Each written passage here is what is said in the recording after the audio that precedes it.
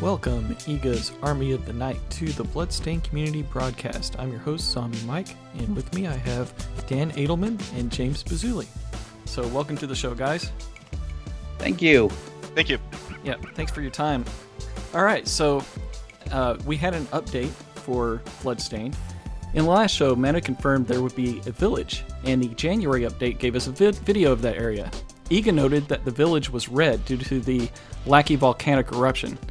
In a very early interview with GameSpark that Shmuplations translated back in May 2015, EGA had mentioned that the Lackey volcano disaster, which occurred in Iceland in 1783. In that interview, EGA had this to say: "I've created many game worlds in the past, but for this game, I wanted the setting to be an actual period in history to increase the sense of realism. I wanted Bloodstained to be set in England. The story matches that locale, and it seemed like that kind of place where a demon summoning might actually have happened. I did some investigation into English history to see if there had ever been such an event. In the 17th century, the Lackey volcano in Iceland erupted, killing a third of the population of Iceland. Furthermore, the ash and sulfur dioxide from that eruption blanketed Europe, and a great many people were affected. There was a lot of legends and folklore surrounding this eruption, yet for some reason, despite the fact that 23,000 people died in England, there are no such English stories about it. A huge disaster, but no records remain. I imagine that it was actually a murderous rampage by something inhuman, and there were people trying to cover it up. Also, there was this line I read from a villager who lived through the eruption, which said, 'It was black as night even during the day, and the sun looked red like blood.' In Bloodstained, there's a castle summoned from hell, and that line inspired me to make the castle appear blood red to onlookers.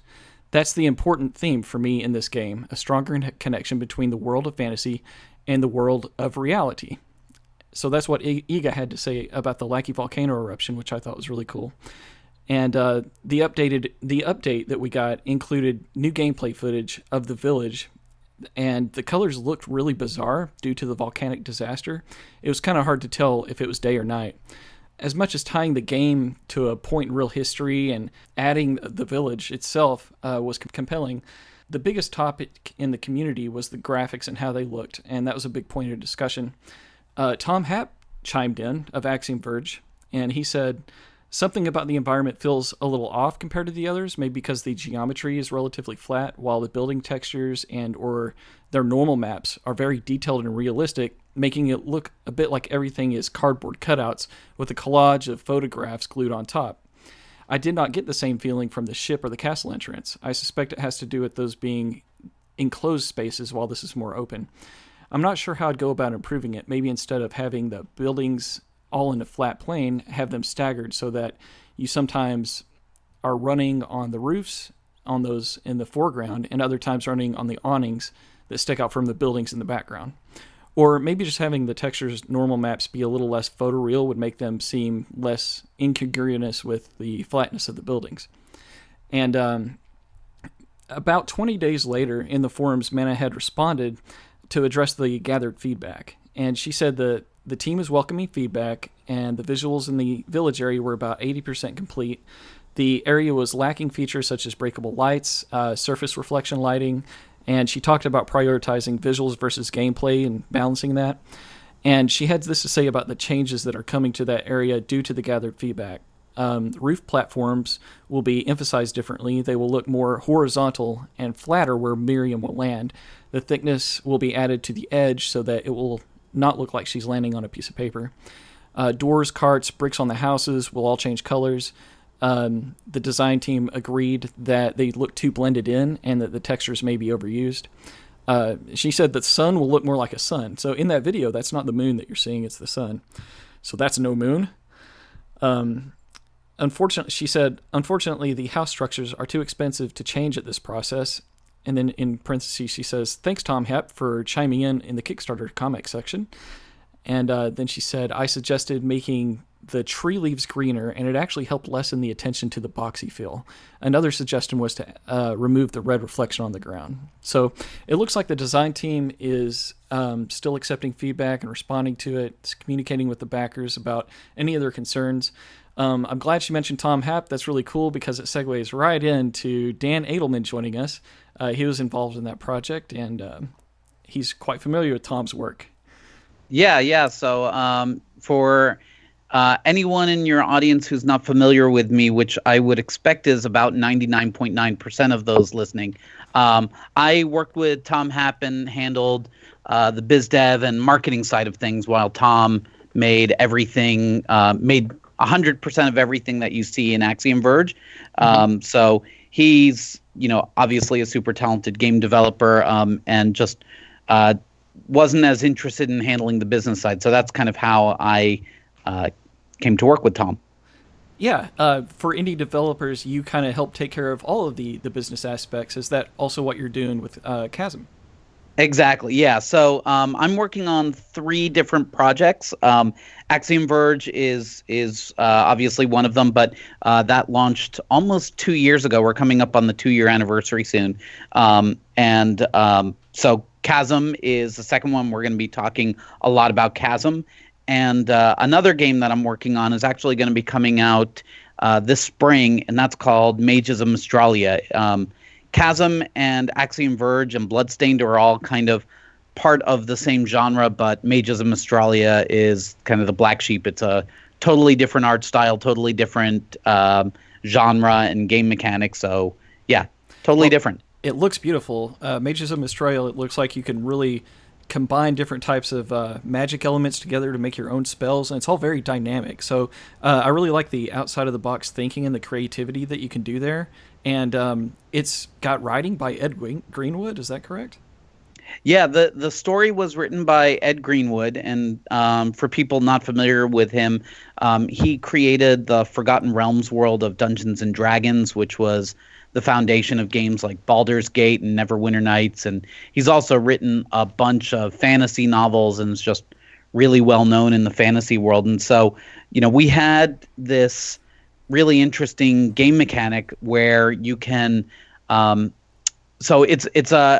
me take a step back. It's an action adventure game, kind of like a Zelda style game, but instead of the game giving you a tool like, hey, this is a boomerang, this is a bow and arrow, instead it gives you the ingredients to design your own spells from. So potentially you can make millions of different kinds of spells, and it's so instead of hard coding, like here's a spell that you unlock, instead it's more you can design whatever you want to within that system. So we reached out to Ed Greenwood and kind of told him the idea, showed him a little bit of the how the mechanic worked, gave him some rough outline of what we saw as the storyline, but then he kind of took it from there and made it his own, and turned it into an actual compelling story with interesting characters and a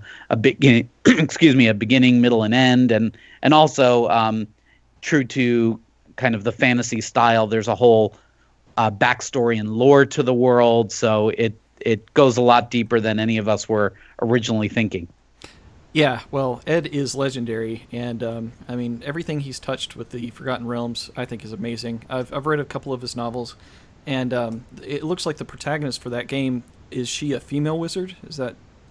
That's right. Yeah, yeah, she's a young girl. So we wanted to have a character that would seem vulnerable, especially at the beginning, when at the very beginning of the game, you just find out that she has magic abilities and she doesn't really know how to use them. Kind of like the beginning of Harry Potter, where he finds out and that he has magic, but he can't control it really. And so so in the game, Zia kind of goes off on a quest to learn the ways of magic. So, and of course, by the end, she's a total badass. Yeah, well, I love the art style for it too. And one of the great things about games that harken back to that, like Legend of Zelda: Link to the Past type feel, that mystery and that exploration, all of that, it makes for a great game. It makes for, I think that's what Iga said inspired him to make the changes in the Castlevania series that he did. It wasn't actually Super Metroid. Those changes were inspired by Legend of Zelda. So that's one of the reasons he kind of, instead of saying Metroidvania, says Igavania. But I just love the look of the game. It looks really neat. So I wish it the best of luck, and I'll definitely be playing it. And we're all pretty familiar with Axiom Verge on the Bloodstained forums. Tom was a great guest on the show, and I think we probably mentioned you in that show, if I'm not mistaken. But we do have some speedrunners and people that enjoy Axiom. I certainly enjoy it. So, yeah, it was great. I hope Tom's doing well. So, Yeah, thanks very much. Yeah, it's I'm of course biased, but I think Tom did an amazing job building that game up from scratch, and yeah, and as I don't know how many people have been following, but he on his blog he was posting about some some of the struggles he's going through with his son's health, and but yeah, he's already got a lot of ideas for the next thing he wants to work on. So so I'm looking forward to seeing how all that comes together. yeah, it's it really hits you when you see the situation that he's going on with his son, and I don't know, that's what helped inspire me to go out and buy the soundtrack as well. I actually listened to the soundtrack a lot more than I played the game, but I just wanted to make sure Tom's getting whatever he needs, and if helping out with Axiom is something I can contribute to with just a few dollars for a soundtrack, he's definitely got my money. So I wish him the best with those things, and I hope that he can still find financial success even in the face of the things that he has to Absolutely, persevere and through. yeah, definitely appreciate that. And I know if Tom were on this conversation, he would also recommend that people donate to the Kernicterus Center, and I can follow up with you and give you a link to that. But they're trying to do some research into his son's condition and other people who are afflicted by it. So yeah, if anyone is kind of moved by the plight of Tom's son, yeah, a donation to that would certainly be a good cause. Yeah. Well, back to lighter notes, and Yes, that got very heavy. hey, it's all good. So, like we were saying about the Legend of Zelda and Link to the Past, and the way kind of the old games have that mystery and that feel, I think that genres like that, I think you can kind of link all of them together. So you might say that Mages of Mystralia might be the black sheep of the three, but really, if Castlevania's Metroidvania aspect was inspired more by that, then I see it as a kindred spirit. It could very well be. Yeah.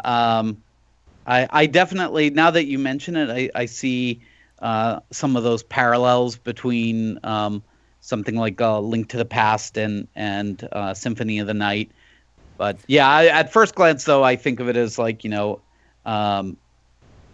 Metroidvania being in kind of one genre and this being another. But I definitely see the point. And also in Mages of Mystralia, there are definitely points in the landscape where you see a door that you can't open until you are able to create a certain type of spell, and then you kind of have to remember, like, oh man, I need to go back to that door so I can unlock it later. So there are some kind of Metroidvania aspects to it, but it's not as heavily pronounced as it is in, say, Bloodstained or Axiom Verge or Chasm.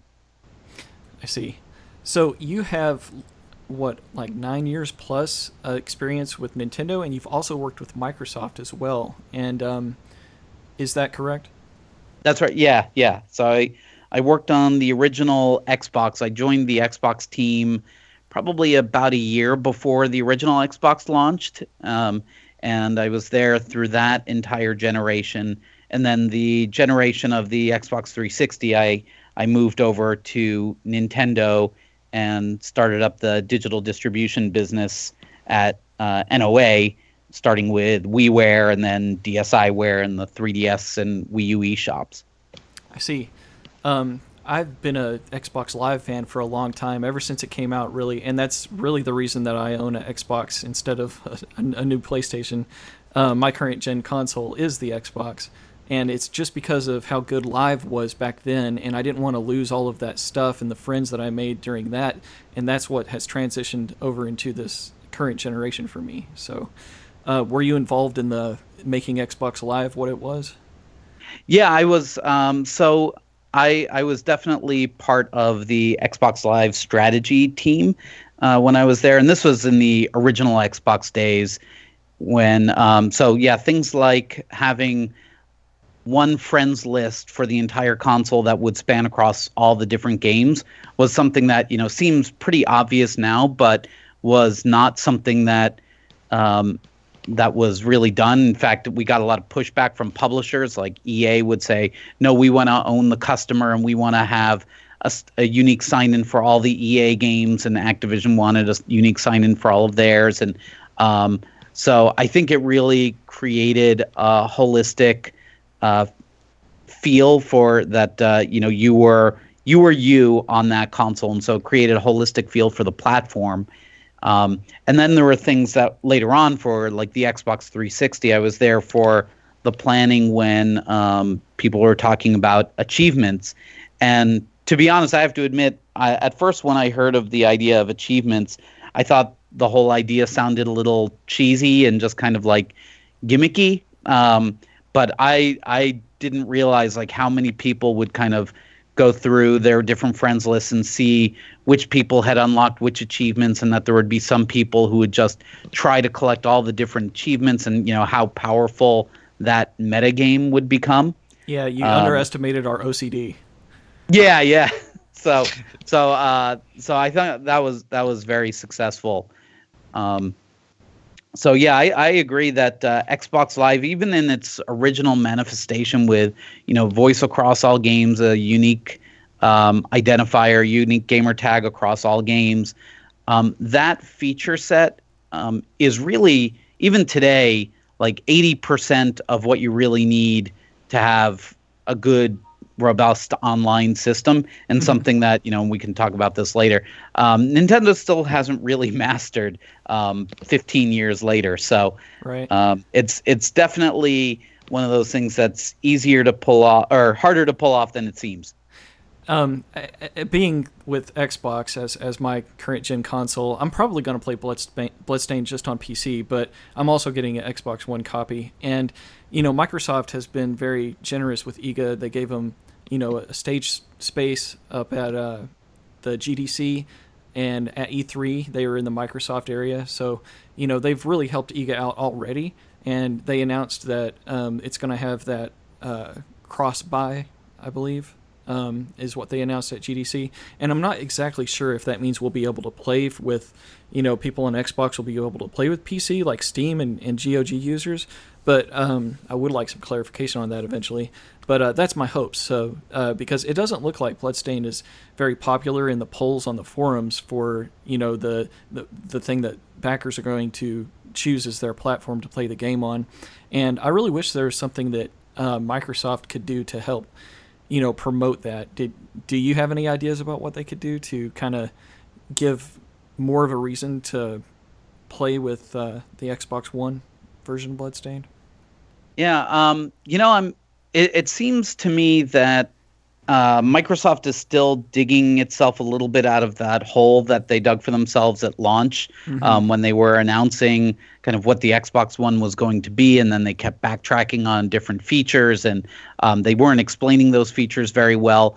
And Sony did a very good job of doubling down on the point that the PS4 is for gamers. So I think a lot of the people who were really serious about playing lots of games and high quality games migrated towards the PS4, and people who wanted more of a multimedia box or something like that migrated a little bit more to Xbox One. There's, it certainly wasn't a cut and dry either or kind of thing. There are plenty of hardcore gamers and people who just love playing games who are on Xbox, and people who just want a Blu-ray player using PS4 and vice versa. So but yeah, I think they did lose some of the gamers. They also, I think they've buried their online store a little too deep.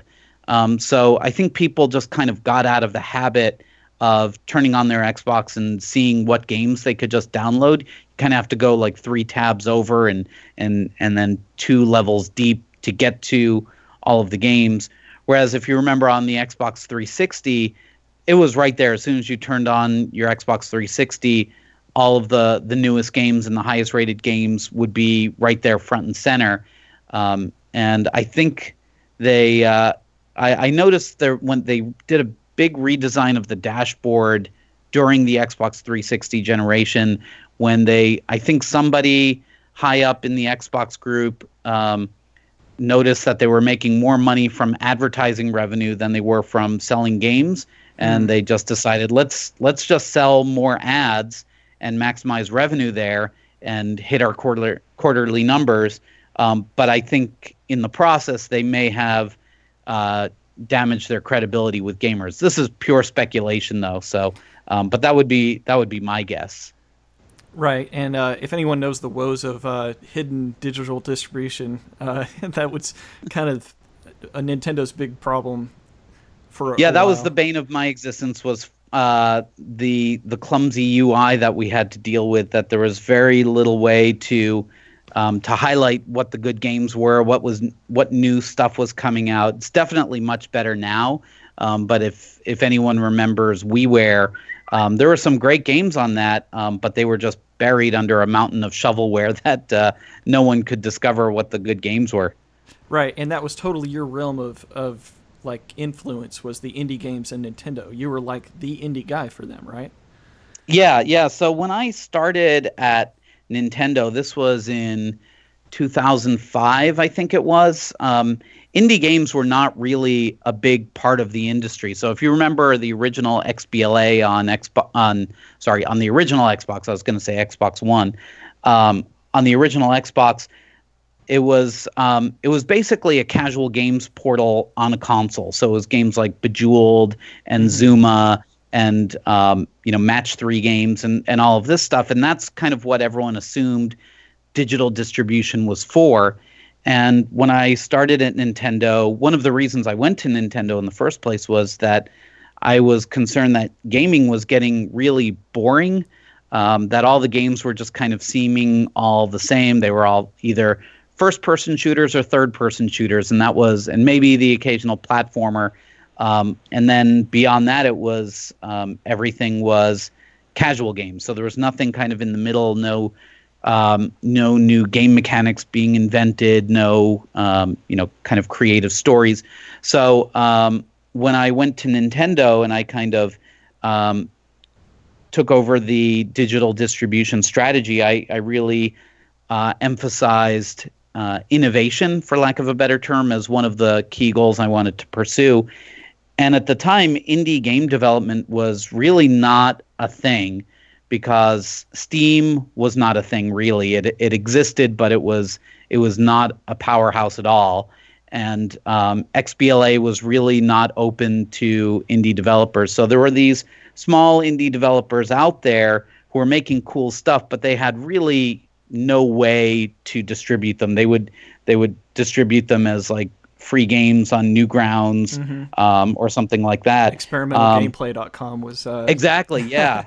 Yeah. So and that's actually, experimentalgameplay.com is actually how I met Kyle Gabler, and through him Ron Carmel, and they made World of Goo, and that was kind of how I started to get to know other people in the indie game scene, and it was just like, man, these are the people I've been looking for. And that was, God, looking back now, that's about 12 years ago. And of course now the indie scene has exploded. There's just, anyone who claims now that, all games are all the same and they're, everything's so cookie cutter and there's no innovation anymore. I mean, they've got to be smoking crack, because it's so, the situation has improved so dramatically over the last 10 years. It's just night and day. But it does need to be kind of filtered. We can't let everything come through that's a game idea. Steam needs to do probably a better job of curating some of that stuff out of there, so that the good stuff makes it to the public eye more.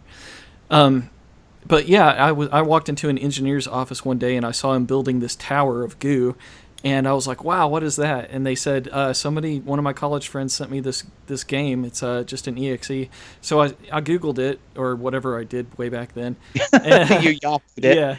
And it brought me to experimental gameplay. And I noticed that several of the games in there were just like, had this art style and music that I thought was amazing. And it was all Kyle Gabler's stuff.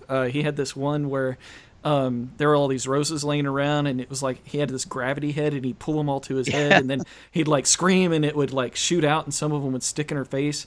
And like if you got enough to stick to her, she'd drop a heart, and that's kind of the whole game. It's just a little toy.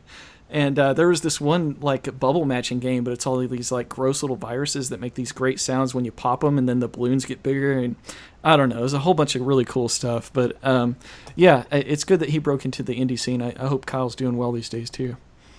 Yeah, I still keep in touch with him. Last I heard from him was just we exchanged some emails just about a couple months ago, and yeah, he seems to be doing great. He of course has released a couple of other games since then, like Little Inferno and Human Resources Machine, both great games. So yeah, very unique style, that guy. Oh yeah, they're you can always tell a Kyle Gabler game. Yeah, absolutely. So, speaking earlier about appealing on launch to core gamers, you've seen the Switch reveal, and you've had to deal with Nintendo launches, I'm sure. How do you think that the Switch is going to appeal or not appeal to core gamers? So it will appeal to Nintendo fans for sure. That's really Nintendo's bread and butter, and when push comes to shove, Nintendo will always optimize around its first-party games. So the new Zelda game looks very good. Though I have to say, I know I'm in the minority, but when I played it at E3, I found the controls a little bit wonky and imprecise. So I don't know if they're going to keep working on that or if it was just me and, but the whole physics system just didn't work very well for me for like puzzle solving. You could do quote unquote the right thing, but it still wouldn't solve the puzzle because it didn't match what the physics. The log that you dropped didn't land in exactly the right place or something like that, so you couldn't walk across it. That kind of thing. But yeah, I think it's going to appeal to Nintendo gamers. But the question is going to be, are they going to be able to branch out beyond that? And I have to say, I'm frankly pretty disappointed in their third-party outreach. Mm-hmm.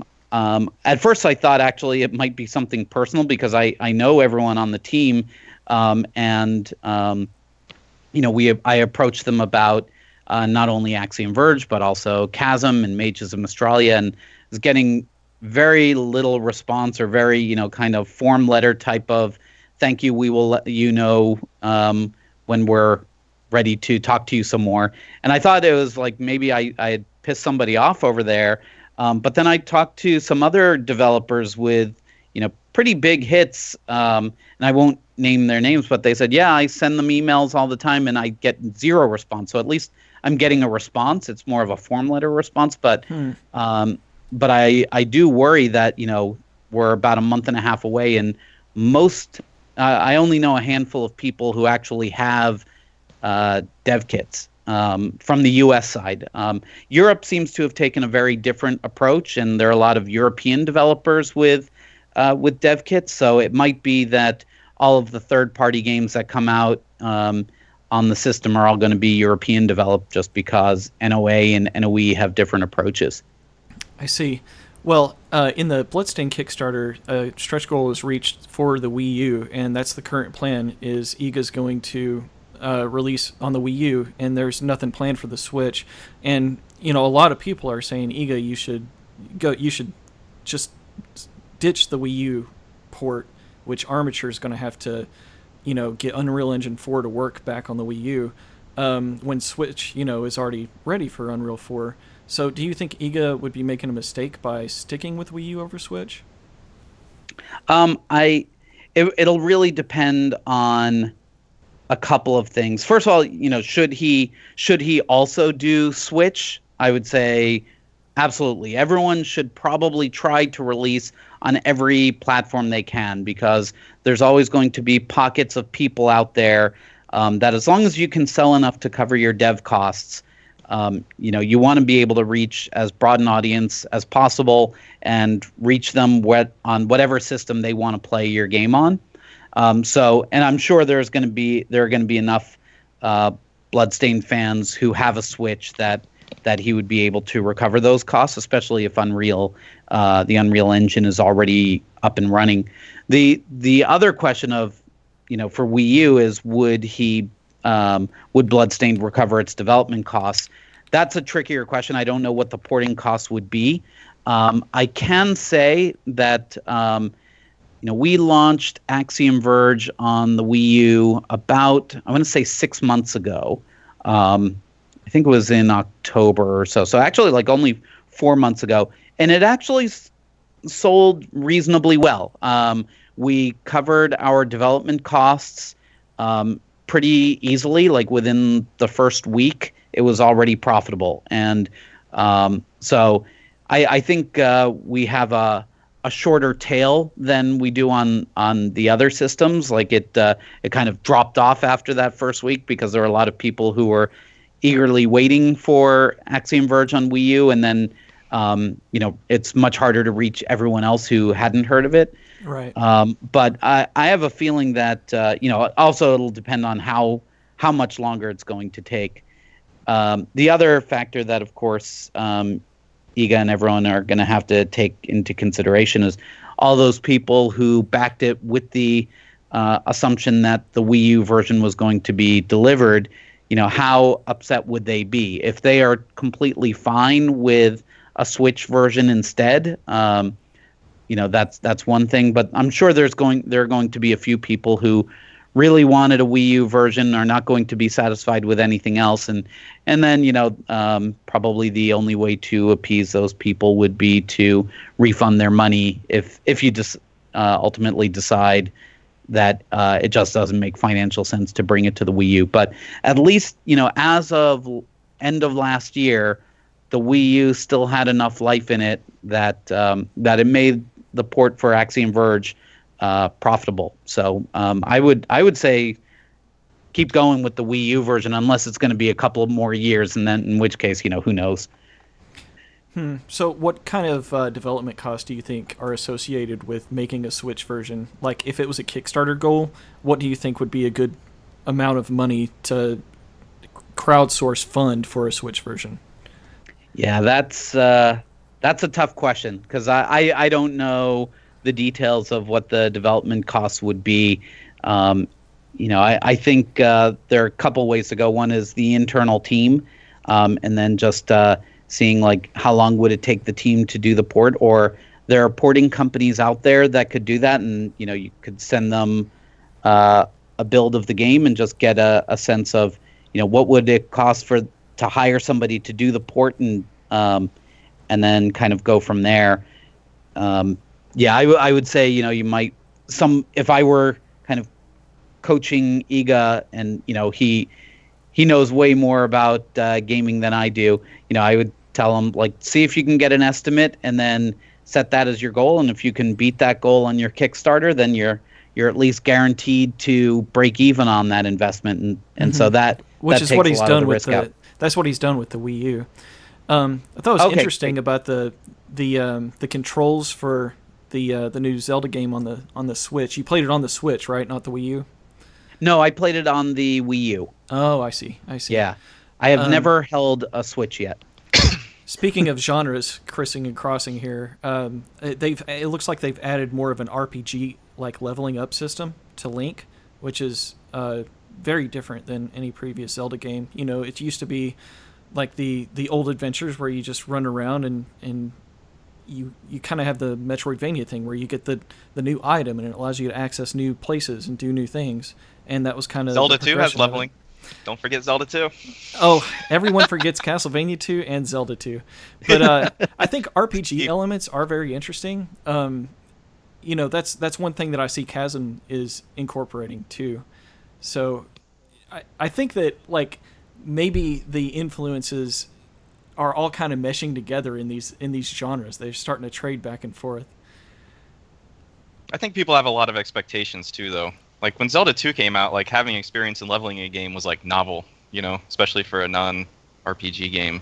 And I think like as time has gone on, people are incorporating more and more features from other genres till you have like these like super mashups that have like everything in them. It's like everything in the kitchen sink kind of deal.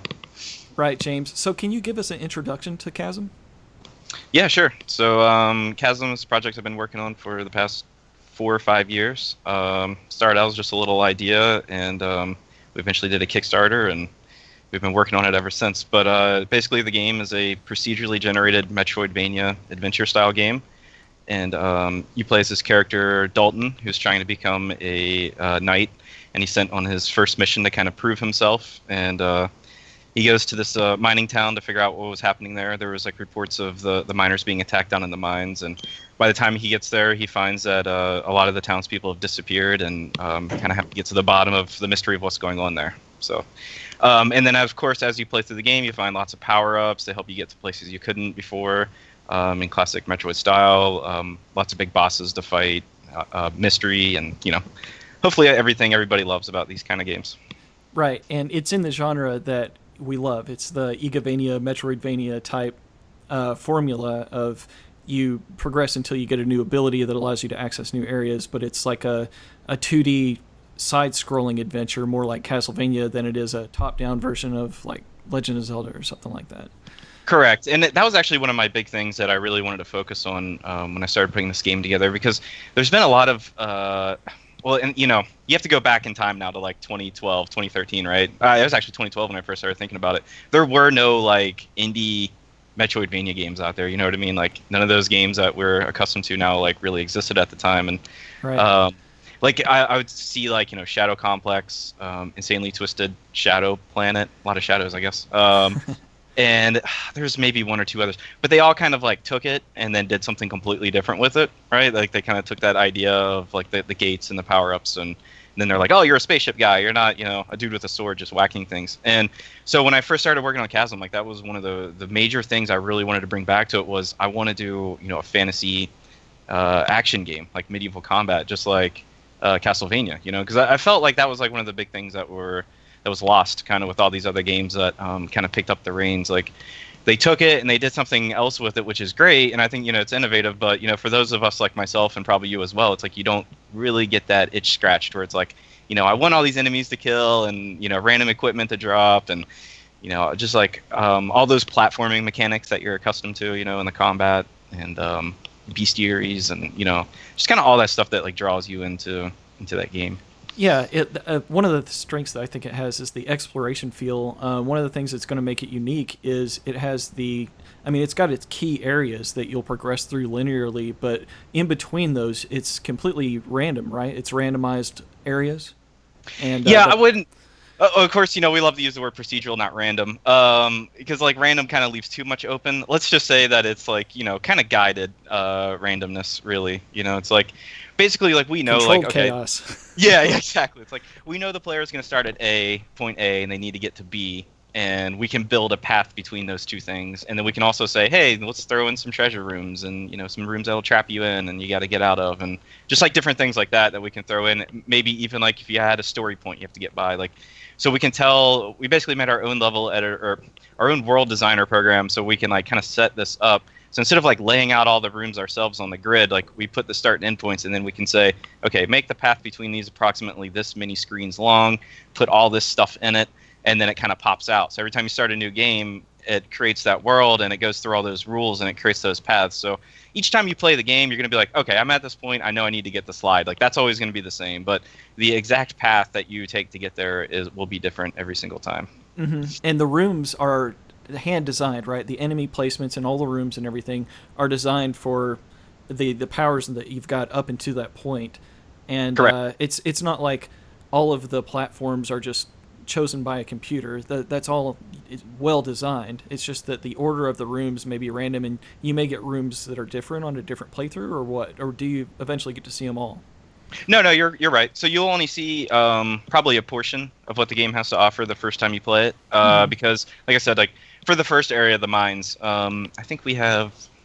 I'm trying to think, maybe 70 or 80 like rooms for it, and I'm thinking like maybe 3/4 of those you'll probably see in some form. I mean, it's really dependent. Like right now, based on our weighting algorithm, we're not really like completely trying to shove everything in there. You know, it's not super important. The only thing like we don't want you to see is like the same room back to back, things like that. Like keep seeing the same stuff. So that's like the important thing to us right now is to make sure that it feels varied and it's not like you're seeing the same stuff over and over. I mean, that is the one downside to hand designing all the rooms, you know, is that you have to make a ton of them then if you want things to feel varied and not too boring. But I knew at the same time, like I wanted the platforming to be very tight, focused, enemy placement to be, you know, perfect and all that. There was no other way around it other than just doing it by hand. Yeah. But that said, there is still some room for randomness. Like you can have shrines that show up in rooms. There's actually spawning patterns for enemies. So even if you did get the same room twice, like you might have completely different enemies in it. You might have treasure in there that wasn't there before, you know, things like that. So there's like a lot of small factors that kind of all add up to the overall experience. I see. So it really appeals to replayability. For those that just like to go through a game once, though, are they going to be missing out on maybe some mini bosses that they wouldn't see if they had played it just a few times? Right now, no, not so much. Like we've been talking about, like, oh, should we? You know, I think the thing for us as like, you know, designers and putting all this work into it, it's like we don't want to do tons of work that people are never going to see. Right. And for a long time, like we were focused on like putting like lots of content in that people wouldn't see on their first playthrough. But you know, then we like started talking to people, and like so many people were like, I barely have time to finish one game, you know, and we're like, okay, let's just focus on like making your first playthrough as good as possible, you know. So that's kind of where we're at right now. Is like just focusing on making sure if you just start a game, it's going to be, you know, pretty much as good as you can get. Now, of course, like I said, there's going to be content that you're not going to see just naturally because of how the procedural generation and all that works. But as of right now, there's like nothing that you'll be like locked out of seeing, you know, without playing the game multiple times or anything like that. I see. One of the things I really like about it is, and this is a concern I do have for Bloodstained, is as soon as it's out there, you know, people are going to be jotting down the map and like just making game facts about how, you know, robbing all of the mystery out of the castle. And in your game, they'll be able to say, "Oh, well, it's just unnecessary." Yeah, it'd be a little bit different every higher time. level. It'd be like, oh, well, you got to go get the slide to beat this boss. But I mean, you can't do the room by room breakdown, you know, because that's never going to be the same, you know. Right. And Well, it's not- unless There's kind of Unless almost somebody- like guideposts though in the game, so I guess you could be like, well, when you run past the room with this guy, then you know you're going to be close. You know what I mean? Like, but it's not going to ever be exact, you know, unless they the play other- with a specific seed. Yeah, that's what I was gonna say. Like, you could totally, and I totally see, like, you know, once a YouTuber plays it, that people like jot down that seed number, and then they can just kind of follow along with what the YouTuber was doing, or you know, making guides for a specific seed number. And we've discussed the idea of like, should we call one seed number, you know, just randomly the official one, and like everything, all the tips and tricks could be based off of that, but you know, the cool thing is like, you know, we've played a lot of these games like Symphony of the Night and Axiom Verge and Super Metroid so many times. Like, you kind of, you know, you go through it and you like, you know exactly where to go. So I think all that randomness is not necessarily to confuse new players if they get stuck like, aha, you know, screw you, there's no guide for you. It's more like for people who just absolutely love the game and just want to keep playing it and kind of wish they could kind of wipe their own memories and play it again fresh. This will enable them to do that. At least that's the way really I where everything started from too. I mean, like that was my original inspiration for this was just sitting there playing Symphony of the Night and knowing like as soon as I ran into this next room, I'll bust that candle and the axe will fall out of it, and then the skeleton guy's going to be there. You know what I mean? It's like yeah. That's like the level that I was concerned about. Like, it's not so much like the kind of macro level, you know, it's like, okay, first you're going to go fight this boss and you're going to get this power up. It's more like that room to room, you know, it's like when I change screens, I don't know what's coming next. Like, yeah, it could, I mean, you're going to know it's going to be one of the 80 rooms or whatever that, you know, we made for that area, and that it's going to have like one of the 10 spawning patterns or something like that. But, you know, I mean, even like the lanterns you bust to like get stuff out of the, like that's randomized as well. Like, so, you know, if you start a new game, like, yeah, you're going to know where to go in the game, but at the same time, not, you know, like you're never going to know truly what to expect in the next room. Yeah, but at the and same time, you will. It's kind of hard to explain. Like, well, if you play the game a couple times, you get a feel for it. You know what I mean? Like, kind of how the generation works and how what you'll see. But like I said, it's really that room to room experience that is the thing that's like really different about it. right, and it's not just a simple left to right. I mean, you come into a room, it may have multiple different paths to go through from there, and you will end up backtracking through to explore the rest of that. Oh yeah, for sure. Yeah, we have branches, and like we can specify too. We could say like, oh, let's put a piece of treasure in this area, but we'll make it so it branches off the main path by like 2 or 3 rooms. You know, so it's like you kind of go out of your way to check it out, see what's out there and all that. So. It kind of reminds me, speaking of Ed Greenwood earlier in the Forgotten Realms, Waterdeep has this under-mountain dungeon below it, and it's one of my favorite dungeons in Forgotten Realms because it will switch around. You know, like the labyrinth that's under there will change.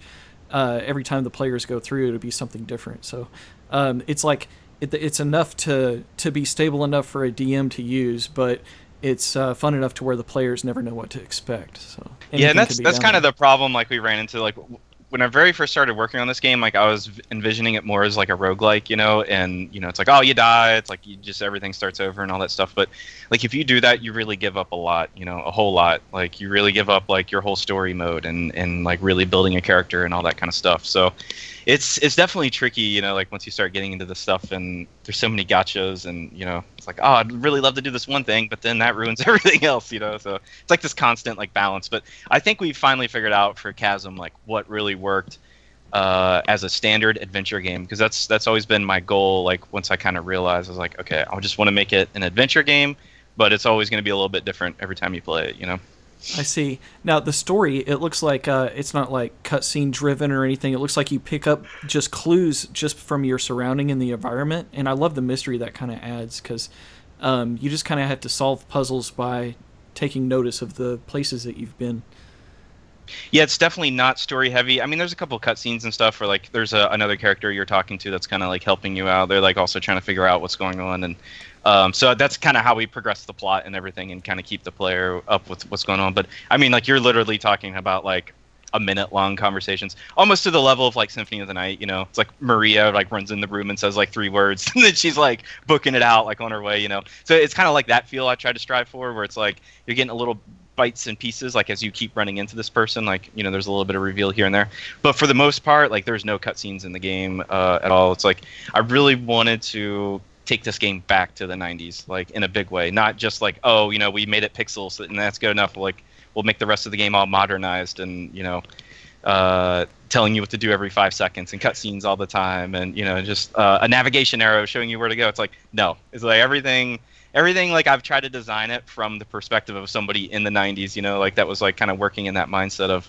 what was you know, what people were doing then and all that. And I don't know, maybe that'll turn some people off, but I think for a lot of people like myself, you know, they're kind of desperate to get back to something like that. Well, I see a lot of the like Super Nintendo type graphics. It really looks like kind of a Super Nintendo quality game, and it's kind of popular in the indie genre to kind of do that now, because you see stuff like Terraria and things come out for that, and you know, like Stardew Valley that my wife was playing, like she really liked that, and you know, the expectations are kind of in the middle between people who want to see that and people who like that style, and those that want to see like the push towards, you know, taking those old gameplay aspects that are tried and true and just applying new technology to it. But you know, why did you choose the style that you chose? Is that just because nobody else was making it? Oh, well, yeah, that's as easy as it gets. Right. That's pretty much what it was. It's like nobody else is making like pixel art Metroidvanias, and I was like, that's what I want. I want, you know, like a game that I grew up with that I would be obsessing over as like a 12-year-old, you know, and you know, that's the perspective I've tried to keep on this game. I mean, it's very, very easy to get lost, and at one point, like we had introduced like all these kind of like Dark Souls mechanics, and I really tried to like modernize everything, and you know, like I said, like I completely lost our way at one point, and you know, our community was kind of divided on it as well, because we did like an alpha where our Kickstarter backers could play it, and it was like 50-50 split. It was like some people really loved it and others like really hated it. They're like, you know, you're kind of going away from Like, why we back this? And then other people were like, well, I think it's cool because it's different, And it's just like the new Star Wars movies. It's like everybody's split. It's like Star Wars can't be Star Wars if you change things, because then it doesn't feel like Star Wars. But then you also don't want Star Wars to do the exact same thing, because then it feels like you've seen it 10 times. So you're like in this like weird position where it's like you can't please everybody,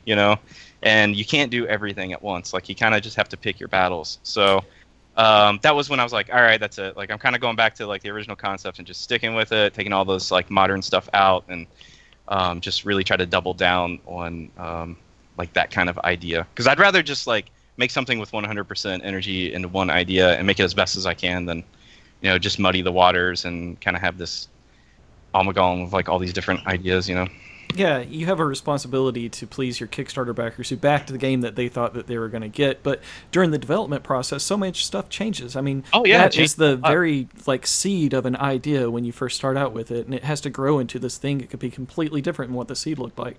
So, for sure. Yeah, responding to that kind of stuff, I'm sure is difficult, and I wonder how much of that Iga's going through with Bloodstained, because just like this whole Wii U thing, it would probably be more profitable to go to a Switch, but he's like made you lock the promise. yourself in with things. Yeah, and that was one of the big reasons why I didn't want to promise any consoles at all. Like, if you look at our Kickstarter, it's like just PC, because at the time, like, I didn't know Dan, obviously at the time really, and like, we didn't really know anybody, and I didn't know what the costs were or anything like that, and I was just like, yeah, like all these people were asking us to like do like Wii U versions and all this stuff because it was just getting big at that time, and I was like, yeah, I don't think so. And today I was like, man, that's like one of the smartest decisions I ever made, like, not adding all that stuff, because I'd be going crazy right now, like trying to figure out, okay, like, we're barely able to get the game done. How are we going to fund ports and get all this other stuff done? But I mean, luckily he has a lot more notoriety. There's a lot more backers. The project's a lot bigger, so I'm sure won't be too hard for them to do whatever they need to do. Right. Okay. So I asked the Bloodstained fan forums for some questions for Chasm and you guys, and this is what they had to ask. Mana, our community manager, said, "What does James think of Bloodstained, and what got him to start Chasm?" I think Bloodstained looks great. I'm definitely excited to play it. And actually, the first thing I saw when I thought of when I saw it was Order of Ecclesia. Like, I think maybe it's like the main character has like a very similar style, and it still had that gothic feel. It felt like Castlevania as soon as I saw it, so I was definitely excited about it. So yeah, definitely looking forward to that. And I think we already kind of covered how Chasm got started. I mean, like, it was literally just playing Symphony of the Night and having that idea about the rooms being different. So. Cool. Well, Incaria Jen asked, how do you guys come up with the idea of Chasm, which I guess we just went through, yep. and the character story and the overall design, general, I guess, about... Yeah, like, I would say it all just came gameplay first. Like, it wasn't like, oh, I want this like game to be about this character or to tell this story or anything like that. Like, it literally just started, like, my very first prototype was just figuring out how to connect rooms together and get a character running through them, and everything just kind of built from there. And I've always tried to keep that aspect like in the forefront, like the gameplay, because like for us gamers, like that's probably the most important thing, is making sure the gameplay is good. So I've never like tried to go out of my way and be like, oh man, I want to tell the story about this character and then change the whole game to like kind of fit that story. Like it was like a very natural progression, I guess, with just kind of building it up, figuring out the areas that we wanted to have, and then how we could have like a story to kind of tie it all together. So okay. So you built the game, and then you just made a story to fit that instead of the other way around. And exactly, that's always going to be hard for a developer or a director to kind of marry his idea of what the story should be. Some people are making the game just to tell a story, and some people just want to make a game. So it sounds like you've come from the mechanics of the mechanic side of making a game fun, and it's a fun game to play, and then just surrounding that with the world and the bits. Yeah, it's like, well, you have to have some sort of impetus for like the player to be on this journey and to be doing all this, and it's like I would say by far like that's been one of the hardest parts this year, because we're just now to the part where it's like we're getting this final like alpha build ready together of like the whole game, and it's like trying to get all these kinks worked out, because we've been like revising the story to make it fit with like the flow through the world and all those kind of things, and it is definitely very tough. So I give props to everybody that does that kind of work, because I mean, coming up with an idea for a story, like I've never done a whole lot of writing in my life, so it's like when you think of like story, you're like, oh yeah, it's like oh, Dracula's castle raises every 1,000 years. Well, that's kind of like, it's the backstory. It's not really the narrative you're telling, and it's like the narrative that you tell through the story and like what information the player gets at one point and like what they're thinking. Like those considerations are much tougher than just coming up with like the general idea of what it's about. And I think I kind of probably underestimated that a little bit, like going into this. Like it was like, it'll work itself out when we get there. And then you kind of get to that point. And it's like, oh, okay, we got to figure this out now. Yeah, the more you can plan before the development wheels get rolling, the better. Oh yeah, for sure. So, what games have influenced Chasm? All kinds. I would say a lot for Chasm though has gone back to like the older school games, like you're saying, like A Link to the Past. That game's been a big influence. Not even so much on like the items and all that, but just like the general feel of the game. Like I love, like especially in the older Zelda games. I mean, like I think the newer ones have it too, but like there's just a certain tone to like A Link to the Past and some of those games where like it's kind of cutesy, but it's kind of serious, but it's kind of humorous, but it's kind of dark when it needs to be. It's like kind of just all over the place, but overall it's like kind of a lighter tone, and like that was definitely like a big influence for Chasm of like what I wanted to hit as far as like the tone, because I mean I love Castlevania, but that game's like very gothic, it's very dark. It's the reason I love Bloodstained. I love the gothicness of it. A little depressing, so I don't know, like I was trying to get away from that stuff just to like kind of separate our style like visually as well as kind of atmosphere and everything else. Yeah, I love your save rooms, the campfires with the statues and stuff. It looks relaxing. Like you could take yeah. Like, we definitely there. wanted like those moments in the world where you can like kind of have a breather and just have some like beautiful artwork and kind of lightheartedness and some humor. Like the townspeople like back in the town, like some of them are a little bit funnier than others and things like that. I don't know. Like we just tried to have a lot of fun with it and not make it too serious. You know what I mean? Like I think that's a trap a lot of games get caught up in, is like taking themselves too seriously. So I've been trying to purposely avoid that. But yeah, so anyway, so like I was saying, like A Link to the Past like has definitely been a huge influence in that aspect. Mechanically though, like anything from Castlevania to Metroid to Mega Man, like we just got stuff from all over, like as far as ideas like with platforming and equipment and all the stuff you can do. So one of the things I really wanted was a big move set, and I studied like a lot of the platformers I loved growing up, like Mega Man X and the Castlevania games, and then kind of all those games, and this game is definitely like a love letter, to everything that I grew up with. It's just kind of like it all mashed up into one. So awesome. Will there be an open beta for Steam users to try out before they buy it? There will be a beta for the backers from the Kickstarter, but not a public thing. No. Is that something that people could still get in on if they somehow back? Because the Kickstarter's long gone. Yeah, no. We had a Slacker backer campaign until maybe 2014, and then I think we cut that off because it was like still going for stretch goals and stuff, and we were just like, all right, like we gotta just like lock things down at this point, and that. So yeah, I don't. Dan can clarify, but I don't think the game will be available for pre-order or purchase before release. Yeah, I've got some opinions about like pre-orders in general. I have a lot of misgivings about, because I think most people there's very little benefit to consumers to pre-ordering something if they don't know if the game is any good. I know I would rather wait for actual reviews to come out, so so you can avoid a No Man's Sky type of situation. I think the way that developers can kind of put their money where their mouth is by saying that we're going to make sure that all the reviews come out with the game, instead of just like give us your money first, then we'll let you know what other people thought of it. So I think that's kind of one thing, and also as James was saying, we're just really focused on finishing the game, making the game as good as it can be.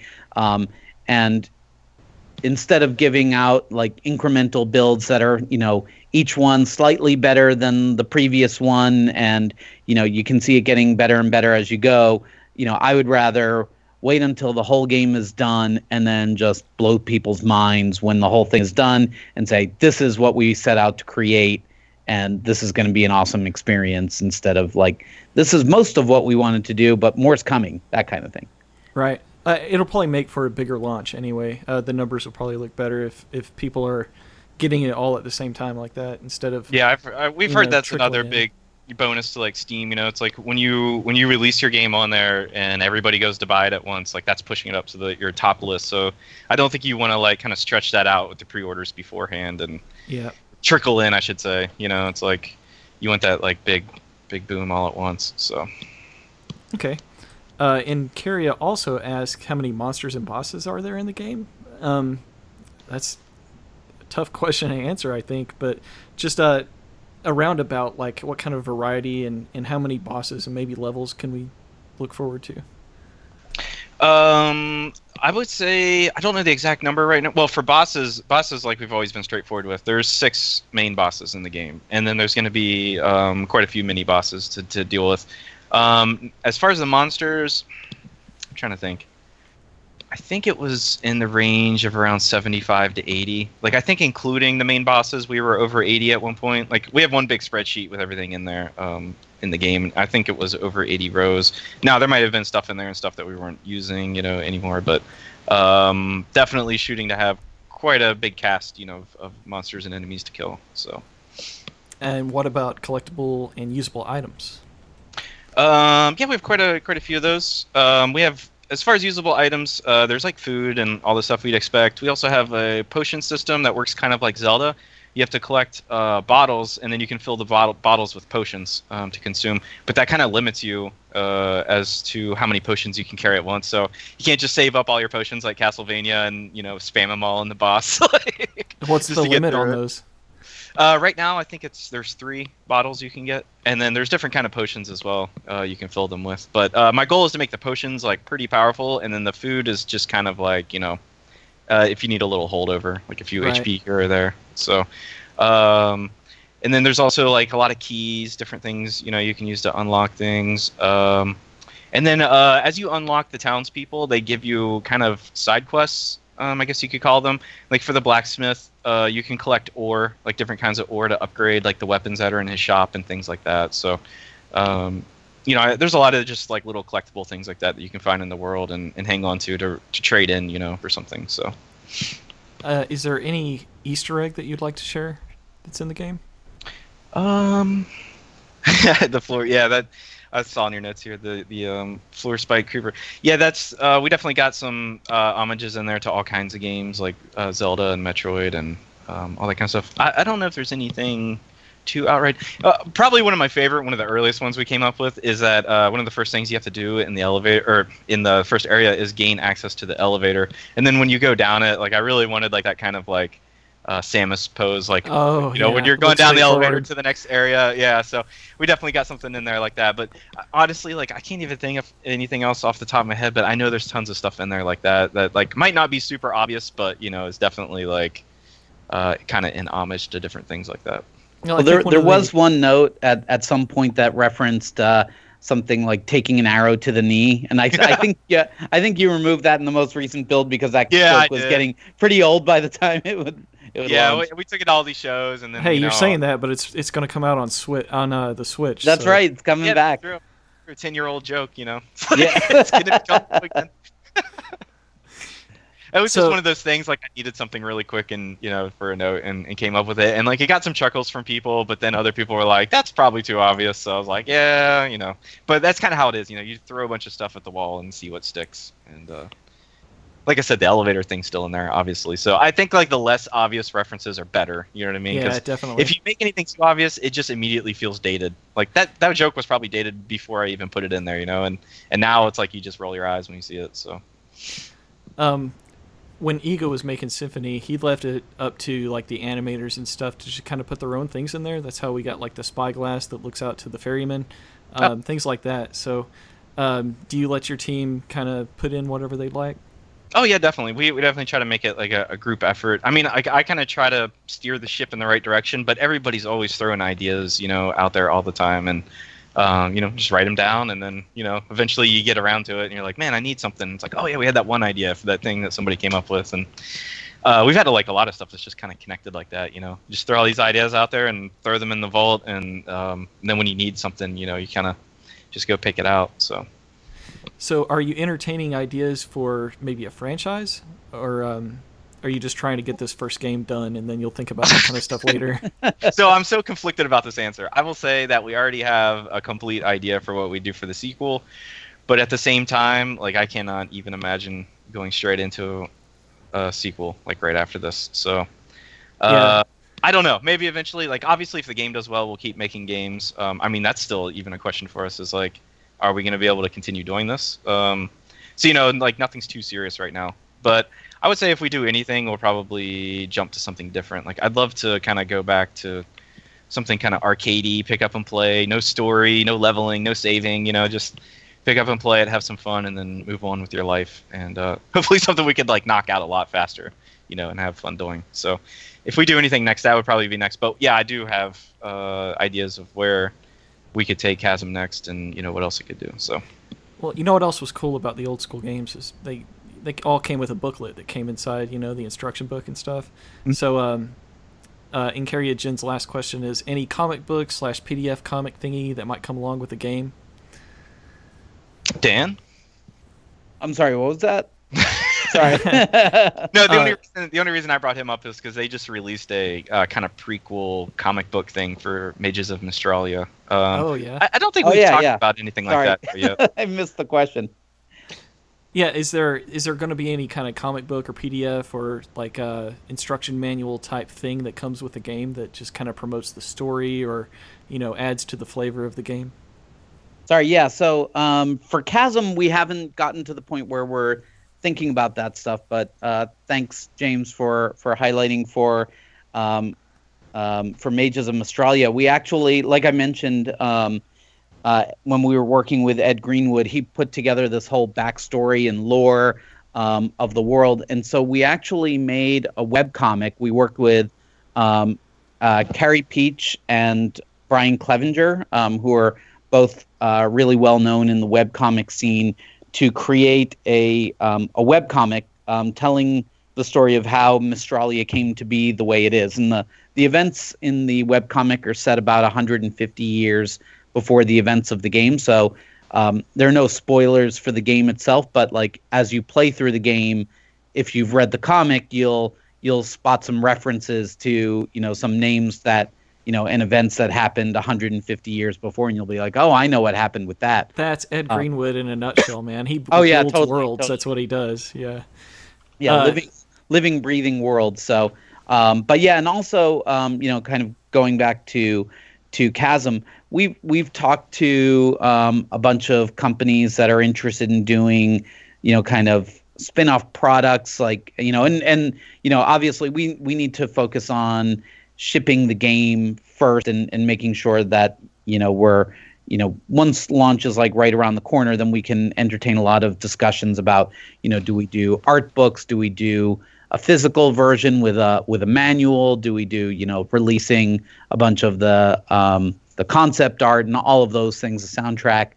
So I think there's definitely a lot of room for doing those kinds of projects. For Axiom Verge, we did a thing with IndieBox where we had a full physical manual with it, and also like a bookend in the shape of Elsa Nova, which is one of the main characters in the game, who you only see in profile. So yeah, I think there's tons of potential to do stuff like that with Chasm, but nothing immediate to announce. Okay. Redogan asks, do the developers of Chasm and other games like Axiom Verge feel that the old school graphical style is required to make the game what it is? If not, why not go with a more modern look while retaining the old school gameplay? I would say yes and no. I mean, like, for what I'm going for, yeah, I totally think it's required. I'm not saying you can't make a Metroidvania without pixel art, obviously, but, like I said, like, our goal was to make kind of a game that felt like it existed in a certain time frame, and I think for that it's definitely needed. I think like pixel art has been getting a lot of crap though, from people that don't understand it. They think it's easy and that it's like a cop out. But everybody that we have on the team that's doing art is a professional and has been doing it for a long time, and I can guarantee you making that art is not easy at all.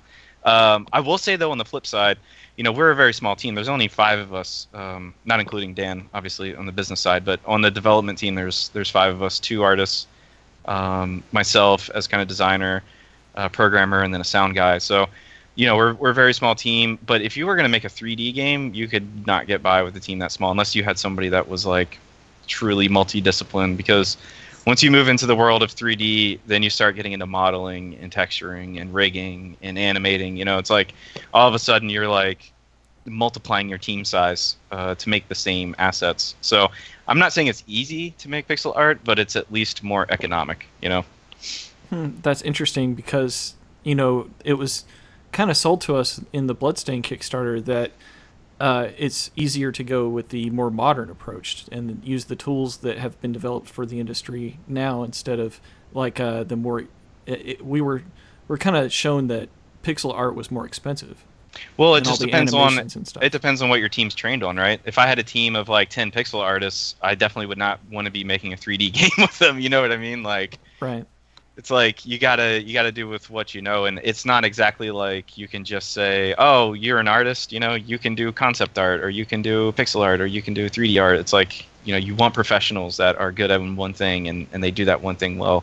So they do have a point. It's like if you already have your team built and they all know 3D and like that's what they work in and that's what they're good at, then yeah, it's probably gonna take a lot longer for them to try to do 2D pixel art. Yeah, I really like the art style. Oh, go ahead. Sorry, yeah, I was just going to say one thing as it relates to the actual gameplay. There are some real benefits to, gameplay-wise to doing kind of tile set, pixel art style game design, which is that a really good Metroidvania will have very tight controls where like if you're going to jump, will you be able to get onto that ledge? Like how many? And so if you can kind of identify the tiles, and they don't have to be like super obvious, like Axiom Verge really wore its tile set on its sleeve, but even with Chasm, which it's a little bit less obvious, it's still very clear. Like here's how high my character can jump. There's none of these kind of round edges where I can kind of sort of almost make it, and it's either you're going to make it or you're not, and that has a lot of implications for just how the game feels in terms of the tightness of the controls, and there are some games where you may not want that. Ori and the Blind Forest is a good example where I'm not sure if this was by design or what, but they didn't really have kind of a tile set, even though it wasn't in 2D.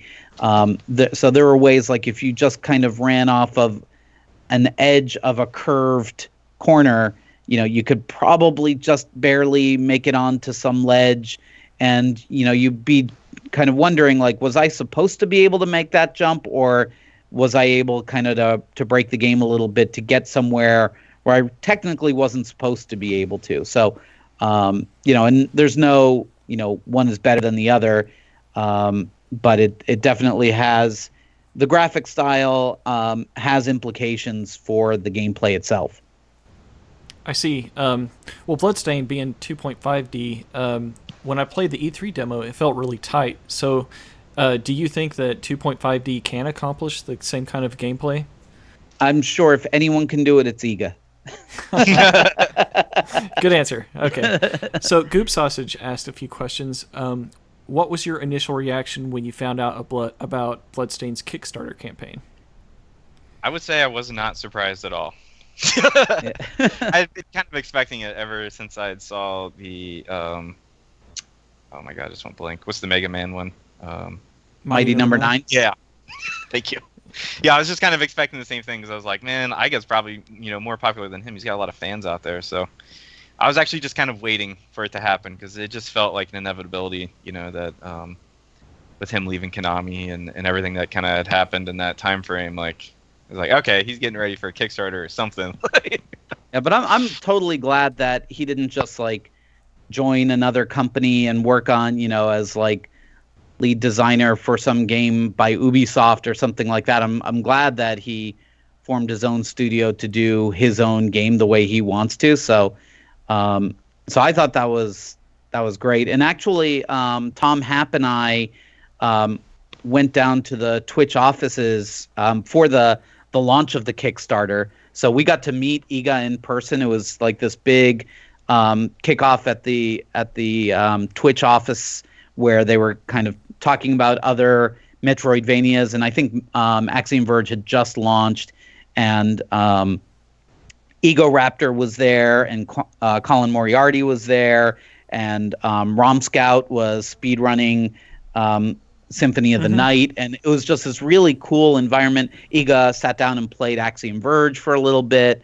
and he seemed to like it, or at least he was nice enough to say he liked it, and and he made a comment like, "Oh, this is like the games that I'm used to. I can totally get around this." So that was super gratifying because Tom is a big fan of Iga's, and and so getting to meet Iga was a huge thrill. He was the nicest, most humble guy. Like, you look at him and he dresses kind of badass with the hat and sometimes he even has a whip and stuff. But But when you actually talk to him, he has this really soft-spoken, very humble, shy voice. You wouldn't necessarily think like he's. Yeah, it's almost like he doesn't realize he's a megastar. Yeah. The fan following he has is probably more than he realizes. But I think the Maybe. Kickstarter helped him realize exactly how big it is. So, which of Bloodstained's features are you looking forward to the most?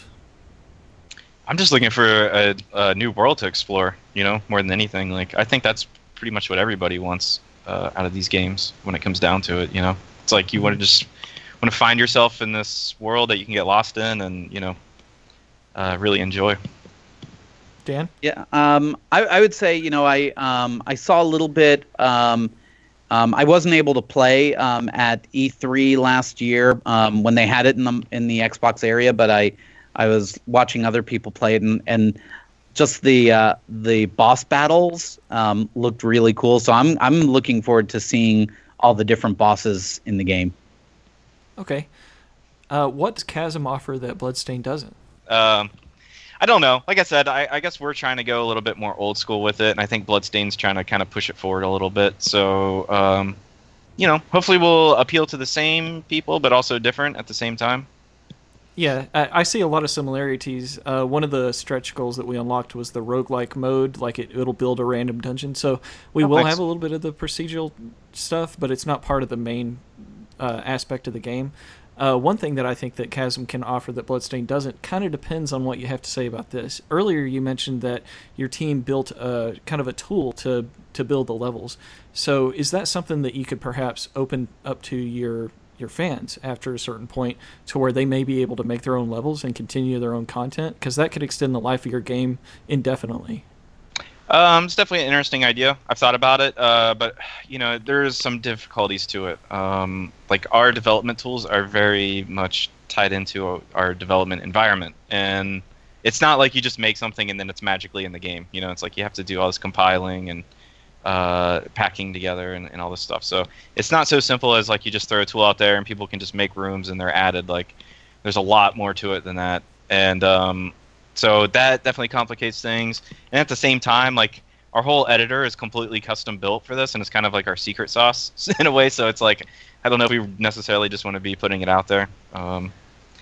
So I don't know. Like, there's a lot of considerations we haven't really gotten to yet because we haven't needed to really make decisions on it yet. But yeah, that's definitely something that's been in the back of my mind, and I'm still kind of like, well, I don't know really what it would add in the end, and if it would be worth the effort. But I guess we'll see. I see. One of the other things that I noticed that I thought was pretty cool that stood out to me was there's these button traps on the floor, and if you come across those, your curiosity almost makes you want to just jump on the button. But it's always a bad trap. But I like those traps. I haven't really seen that in other games very much. Oh, and, yeah, that's from the really old build. Actually, those have been kind of repurposed now. Oh, really? Yeah, we brought in some more elements to the game, and obviously, like, that wasn't going to stick if every button you stood on just exploded on you. So, for instance, now, like, we've got, again, going back to Zelda, though, in Zelda, it's like you got buttons. Some you go and you stand on them, and it just unlocks a door permanently. Others, like as soon as you step off of it, it raises back up, right? And then if that door opened, then when you step off of it, it just slams shut on you. And we've got some stuff like that in the game now. So, we're trying to introduce some like light puzzle elements to it. And it, even Symphony of the Night has some stuff like that. Like there's that like one scene very early in the game where it's like you got to push the crate on top of the spikes and then push the button to raise the spikes to get up high enough, So we're planning on doing some stuff like that, and we might even go a little bit further with it. I don't know. I guess we'll see, where things shake out on that. But we're trying some different stuff. We haven't really had a lot of time to focus on some of the extras like that. And I have a feeling, like you were saying earlier, with like the telescope and things like that. Like I think a lot of things in that game just kind of got added at the end. It was like, oh, this would be cool. We got this idea we never used, And it's just like, where do you throw it in type things. So. Yeah. I saw there's like these shrines you can come upon, and it said something about making an offering, and if you just throw a random item, it looks like it would give you something, like a bonus for a while. I thought that was really cool too, so I think that might be kind of unique to the game. Okay, Goop Sauce's other questions. Are there any lessons from developing Chasm that you'd like to pass on to other developers? Oh, man. I don't even know. All I could say is, like, if you're a game developer, you got my respect, because it is not easy. Like, I knew even, like, programming and stuff before I started getting into this stuff, and, like, I severely underestimated how much work all this actually is, too. And it's completely insane. And I guess, like, I was kind of scared, like, when I first started working on games, if it would kind of, like, ruin them for me in a way. Like, it's like once you know how the sausage is made, you don't want to eat the sausage. But, like, really, if anything, it's only kind of elevated my respect and admiration for all the stuff I grew up with, just, like, knowing, like, what these people have been through and, what they had to do to get that done and, like, the quality it came out as. So, yeah, I don't know. I'm still trying to learn lessons. I don't know what I could tell anybody other than, like, it's very difficult. And you better have a very good plan and lots of experience, because I think that's, like, the big key to all this. Like, what it comes down to is experience. Because without it, you'd just be completely lost. And, I mean, like, we did 2 small projects before Chasm, but they still weren't, like, neither one of them were story-based games, and they weren't, like, they were just kind of pick up and play things. They weren't, like, 6-hour experiences or whatever like that, where it's like, I didn't understand, like, how much structure you actually need to support an experience that long. And it's, like, kind of almost exponential in a way, where it's like, for a 1-hour game, you need this much stuff, but if you want to make a 2-hour game, you can't just double it. It's like more like you're tripling it to get it to there, because you need so much more to hold the whole thing up. And I think it's funny because, like, our original prototype that we made for Kickstarter, I think hit, like, the perfect level, like, where it was, like, a half-hour long, had just enough stuff to make it feel like it was, like, part of this full game, but there was no more to it, And then, like, trying to go from that and just being like, oh, we'll just add 5 more areas, and we'll be done. Like, it was like, no, I don't think so. Dan, do you have any sage advice for developers out there? Oh, man, maybe I should write a book someday, because I, not only Chasm, but, when I was at Nintendo, I worked with probably hundreds of developers, and a lot of what James says rings true. It's game development is always going to be harder than people think it's going to be, and so I would say if you're interested in getting into the games industry, this is actually advice that Tom Happ has given. Get your start by working for a larger developer where someone can pay you to learn how to make games, and take the time to hone your craft. The other piece of advice I give to people who are interested in going into indie game development is kind of like we talked about experimental gameplay, the experimental gameplay project.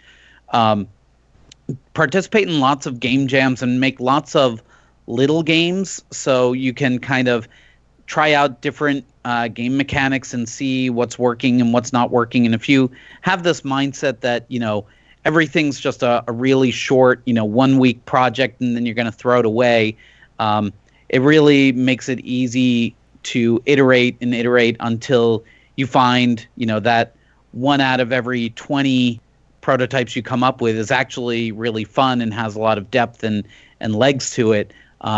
because I see a lot of people who like the very first project they have ever, they're using to learn how to make games with, and they go all in on that one thing, and it may not even be any fun. So yeah, definitely spend the time to hone your craft, and it may take 10 years of developing lots of games before you can actually come up with something that's actually professional quality, that's really, really good, that's going to be worth people's, not only their money, but their time. Okay. Is there anything that you guys would like to say to the Chasm fans and the Kickstarter backers? I think for all of us out there, though, like it's like the more the better. You know what I mean? It's like we want to keep the genre alive, and we really appreciate all of our fans and our Kickstarter backers and the Kickstarter backers for Bloodstained. Because it's kind of like we're all into the same thing, and I feel like we're all kind of all in the same boat in a way. Mm-hmm. All right. So Astaroth asks, are there any plans to bring Chasm to the Switch? And earlier you mentioned about keeping those, not making promises yet. So did you have anything to add to that? Yeah, I would say that obviously we have to focus on getting the core game done, and then we can look at where else we're going to bring it. But all of that said, I think a lot of it is going to depend on Nintendo, because I've told them all about the game, and as soon as they're ready to start rolling out dev kits to third parties, I think we'd love to investigate what it would take to bring Chasm over there. Okay. Lee Astaroth asks, I'm glad that spikes and other traps aren't that damaging in that sort of game. If it would be quite a hindrance for progress. I don't think that damage will be lessened from them as Dalton levels up and gets better equipped, but who knows? I'm not sure if that's a question, but I think that they're pleased that your traps don't damage people that much. That was like one of the problems we had early on, actually. Like, we had hazards like everywhere. There was like spikes everywhere and traps, and like every room you went into was just like covered in spikes. And I said earlier, like I was like really big into like platforming and like all that kind of stuff, and I was probably playing too much Super Meat Boy at the time, like back in 2012 or whatever, like when I first started working on that prototype. But that was like one of the things like we really had to come to terms with, is that the people that really like these kind of games, they don't like having like intense platforming in every single room and stuff. It definitely drags the experience down when you have to backtrack, and it's like you're going through all this technical stuff all the time, like rather than just running through. I think people really like that feeling of like being super powered and just like running straight ahead and destroying everything in their path with one hit, like not having to break a sweat. So yeah, it's kind of like again, like I said earlier, it's like you have all these different ideas when you're making a game, but sometimes like, they just don't mesh as well as you would hope. So that was like one of the big things we had to learn early on was, my original goal was like 50% platforming, 50% combat, and like that balance has ever been shifting in favor of combat ever since. It's like first I was like 60-40, and I was like maybe 70-30, now it's probably more 80-20. It's like, so good. I just had my first Shantae experience. Humble Bundle had Pirate's Curse for Pay What You Want, so I got to play that game, and I played it all the way through. I loved it. The most frustrating part was when you go to jump these pits, and if you fall or if you hit these spikes, you instantly get shoved back to the beginning of the room.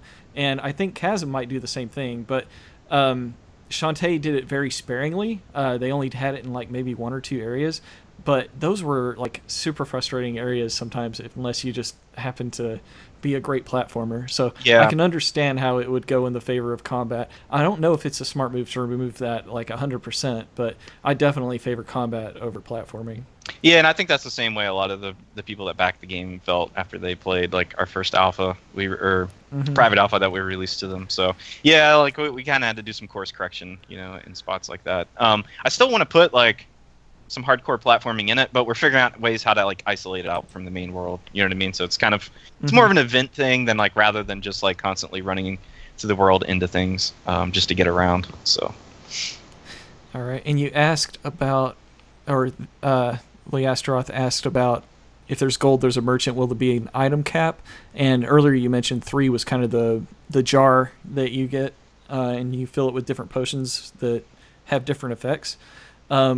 what about other kind of items? I don't know what he's referring to specifically with the item cap, like enemy drops, or I'm not sure. Most probably just healing items. Oh, okay. So I mean, you can, so for the potions, like there is a limit right now to how many bottles you can carry. Other than that, though, there's no limit. Like you can carry as much stuff as you want in your inventory. Enemies will keep dropping items even if you get one, from them before. And that works basically the same way as Symphony. Like you can kind of up your luck stat to increase the chances of things dropping from enemies, that kind of stuff. So. And there is, of course, gold and, several merchants that you can buy stuff from. Like, you can buy weapons and armor from the blacksmith. The innkeeper sells you food.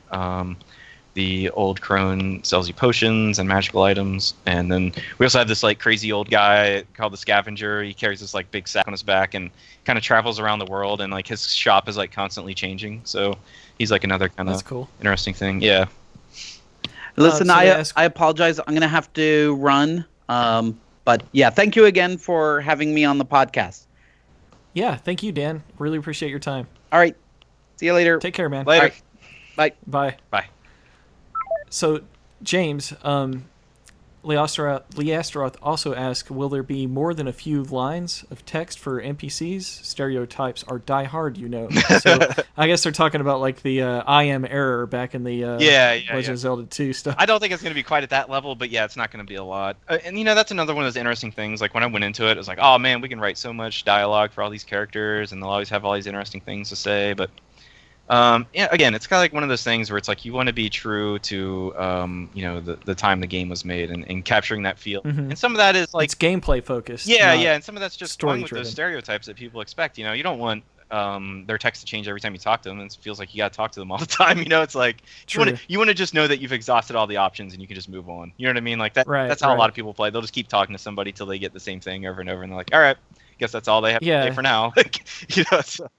If you know a character can say something different, you definitely want to see everything the game has to offer. So, yep. Yeah, that's a good decision. I like that. That's interesting. They also ask, have you chosen a number of different weapons and the pros and cons, special abilities? Will there be skills that are out of the ordinary? So I guess what are some of the different weapons and how do they work differently from each other? Well, as far as special abilities, like that's kind of one of the main parts of the game, really. We're calling them equipment for right now. I don't know what the final term's going to be. Like I think in Symphony maybe they call them relics. I can't remember if that's the term, but so basically like your power-ups, like double jump and like all those kind of things. Like but in our game we're referring to them as equipment right now. So you can get things like climbing gloves that will allow you to grab onto ledges and or I should say, well, we're calling them spike gloves, right? And then you can grab on the ledges with those to do like ledge grabs, and then you can get shin guards to slide. We have climbing gear that lets you wall jump. So there's like a lot of different things like that. You can get a lantern that lets you see like in dark rooms, kind of just like illuminates like right around you. So there's going to be all kinds of equipment like that you can gather through the game that helps you get through those parts where you get stuck and you're like, oh man, how do I get past here? I'll have to come back here later. How about weapons? Then the things that make some weapons more preferable to others. So as far as weapons, we have, I want to say, I think we have 6 or 7 weapon classes right now. So we have like knives, swords, whips, great weapons, which are kind of two-handed. Think like swinging like a huge ass sword or an axe over your head type thing. Oh yeah, like a great sword. Yeah, exactly. And let's see what else. We're also prototyping some rod weapons like maces and things like that, and we also had a prototype for a spear. I'm missing something else in here. Oh, and we had just like plain fist weapons too, so you can get like brass knuckles and things like that. So we wanted to have a bunch of different weapon classes that each kind of have like their own pros and cons. It's like the great weapons, they do more damage, but they're much slower to swing, and those kind of things. Like while the knives are fast and short range and all those kind of things. And then of course we'll have some weapons that are just completely different. Like you got to have some fun stuff. I know like a large part of the reason like a lot of people play these games over and over is to find like really weird, super overpowered weapons. I was trying to remember the name of that one in Symphony. It's like you can just hold down the button and it's just like infinite sword slashes in front of you. It's like. Yeah, I like to get the item duplicator and the I think it's the power of Sire and like that. Yeah. And you can just hold down the button and it's a screen wide multiple kill and you're just unkillable at that point. Yeah. So they also say, or they say, it's also nice to see that enemies have different patterns. A way to have them diary registered for further reading would do really good. Also, a suggestion for Bloodstained.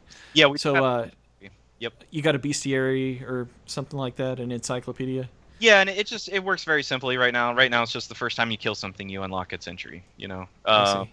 We had talked about Classic. having to kill them multiple times and like learning a little bit of information about them at a time, but we might still do that. But for right now, it's just if you find one and kill it, you learn about it, and it fills out the page. So That's neat for lore. Yeah, if you build it, like, you can completely fill the bestiary with and then of course their lore. That would be great cool. achievement Yeah. to have, getting all the enemies and stuff like that.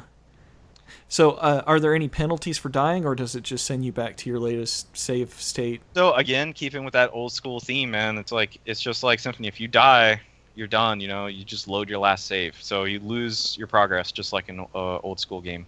And I know no money or anything like that. No, you don't lose any. I mean, it's just you just go back to wherever it was the last time you saved. Like everything you just did never happened. And I see. Again, like I said, like a lot of these games are modernizing, where it's like, oh, you can just die and you keep all your progress and it just moves you back. But it's like some of that stuff just really loses the feel to me of so much being on the line. And I mean, like, really, like, what is the punishment like when you die? Like, your time is like the most valuable thing to you. So it's like, if you really want that high pressure for people to perform and have to achieve crazy tasks and have that great payoff in the end and feel like you accomplished something, like, you kind of need some stakes, and I think like it really comes back to, for me at least, like the best way to accomplish that. So does the map kind of rewind its progress to your last save too?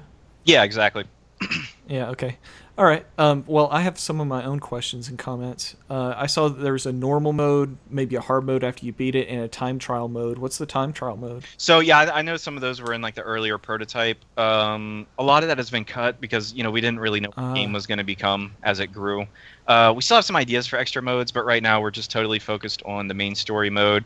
And then if you beat the game satisfactorily, and I won't tell you the exact conditions right now because that might change, but if you do the best you can do, I will just say, then you can unlock a hard mode and play the game again, and everything's much more difficult, and I don't know. If you can control your seed, is there a way that we can get maybe a speed run mode in? Well, yeah, so that's been something we keep coming back to. It's like, how do you speed run a procedurally generated game? And then, of course, you keep coming back to this, you just do one seed type thing. So that's still kind of out there, like trying to figure out the best way to do it. Not promising anything, but we did add for now we've added like a timer you can turn on in the options for speedrunners, so you can see your in-game time like on screen at all times. And then of course if you want to put in a seed, you can, a specific seed. So I mean, technically you can speed run right now. There's not like a whole framework there if you wanted to like have leaderboards and treat it as a whole different mode and all that. But if you're a speedrunner, you can just turn on the timer and put in whatever seed you want and play the same map over and over. Yeah. Well, I know like splits and load times and things like that are important to speedrunners. So yeah. But yeah, the timer's cool. The cave worms. What was the inspiration for these? They hang on the cave ceiling by a thread. Yeah. And they've got these like grub worm looking bodies with a glowing head, and they're pretty big. So. What they reminded me of was silkworms, and we had these big pecan trees when I was a kid. Yep. And they'd have these webs all up in them, and I guess those were silkworms. I don't know. I just knew to stay away from them because it would be gross if like something landed on me, because I would see these. I know what you're talking something about. like that. The ones that are in the nests in the trees. Yeah. Yeah. Yeah, I'd actually seen what they inspired by. I was watching Planet Earth, and one of the episodes is on caves, and they show these like really weird. They're called glowworms. They're very similar to silkworms, but I guess like they actually hang down on those threads like that. I don't know if they catch stuff in them or what it was, but I just saw it, and I wanted something in the opening levels where it wasn't just stuff coming at you all the time. It was like things you could approach, and they didn't really move. I thought that was like a good mechanic, especially since you have to jump to hit it. Like kind of just getting people used to the controls, like how the jumps are timed and stuff, because later in the game you start getting into like little things flying around, and it's like your precision has to increase dramatically. So it's just kind of one of those ideas where it's like a static element in the air and it works. Yeah, I mean it adds a piece to the puzzle. A lot of the classic Vanias, you're jump trajectory was fixed. Once you jumped, you're doing that jump. You can't change it midair.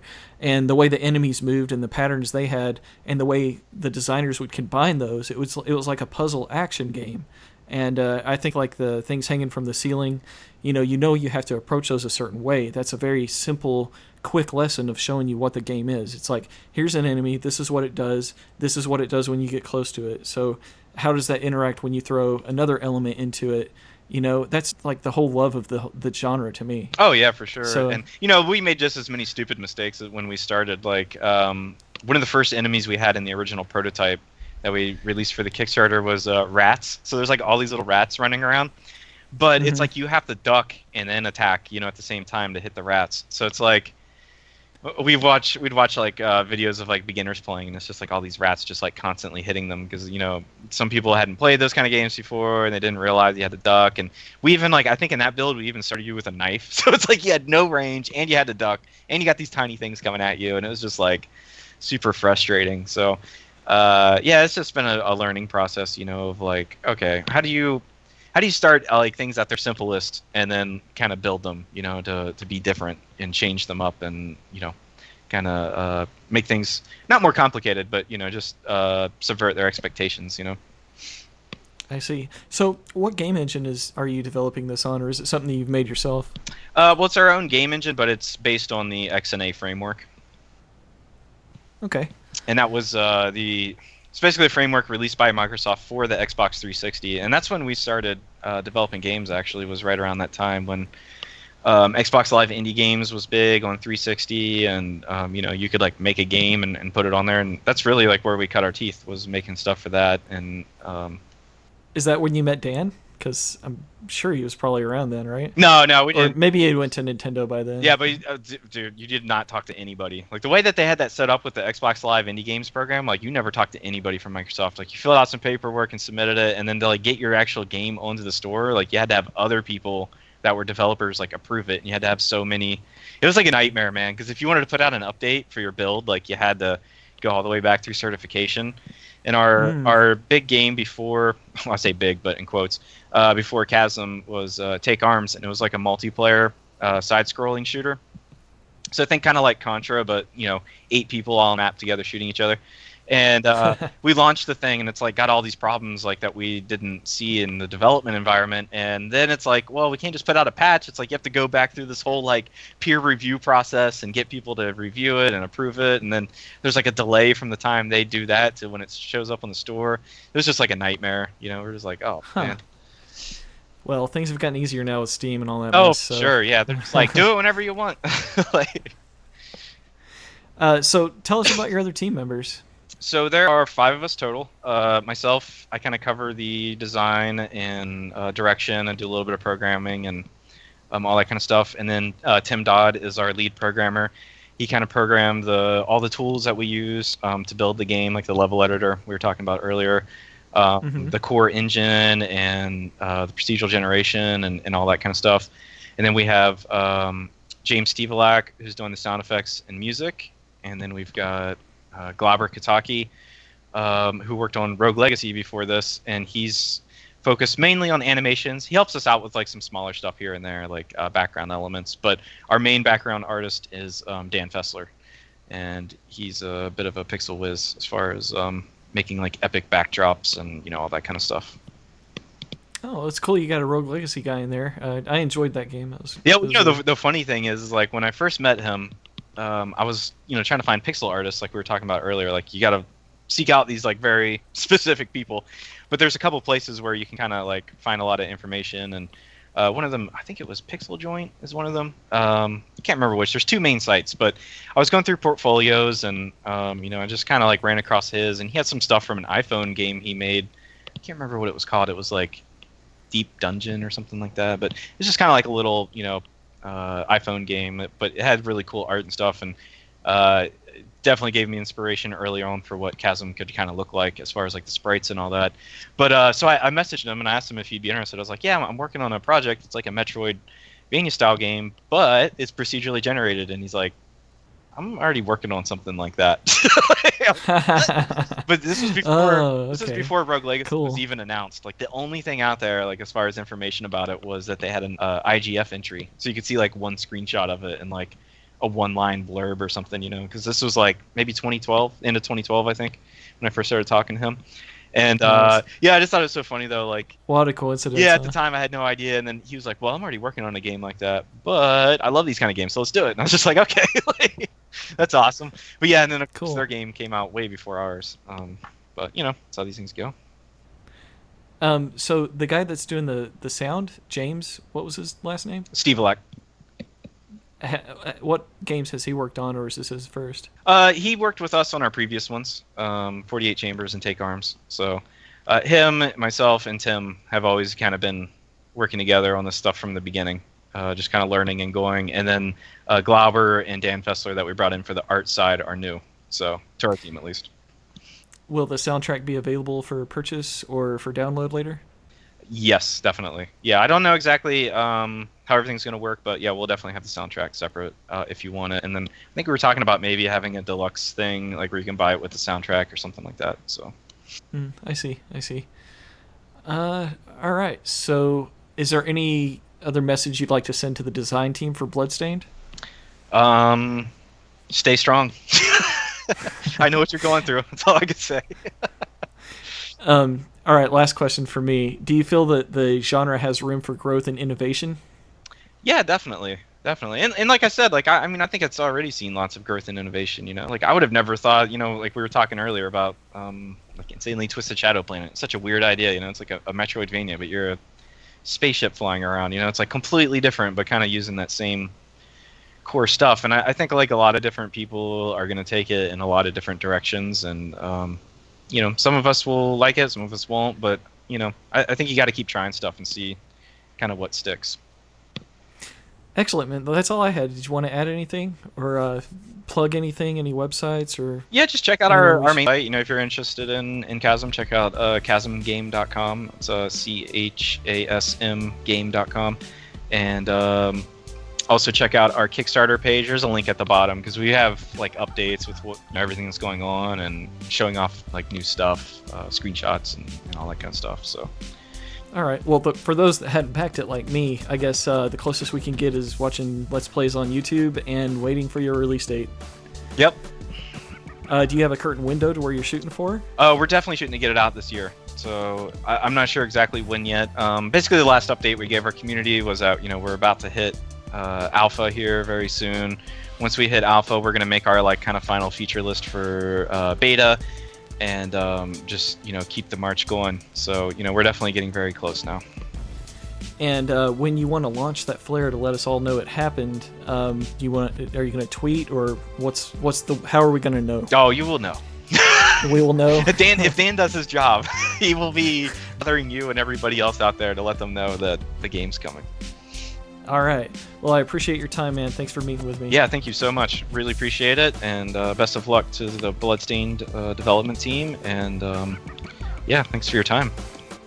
Well, Army of the Night, that wraps up another show. Remember to tweet questions to Iga on Twitter at SwordOrWhip.